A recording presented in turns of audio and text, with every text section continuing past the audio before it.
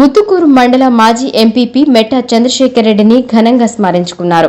13వ వర్ధంతి సందర్భంగా తాళ్లపూడి గ్రామం వద్ద ఆయన చిత్రపటానికి పూలమాల వేసి నివాళి అర్పించారు. ప్రజాసేవకే జీవితాన్ని అంకితం చేసిన మహానేతకు వినమ్ర నివాళులు అర్పించారు.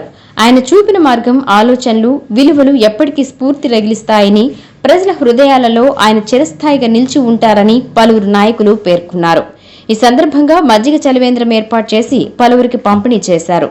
జెడ్పీటీసీ వెంకట సుబ్బయ్య ఆధ్వర్యంలో నిర్వహించిన ఈ కార్యక్రమంలో స్థానిక నాయకులు తిక్కవరపు నాగార్జున రెడ్డి, హరి, అగ్నిమస్తాన్, ప్రతాప్, కృష్ణ, మణి, శ్రీధర్ తదితరులు పాల్గొన్నారు. నా రాజకీయ గురువు శ్రీ మెట్టా చంద్రశేఖర్ రెడ్డి గారు లేనటువంటి లోటు మనకందరూ కనిపిస్తూనే ఉంది.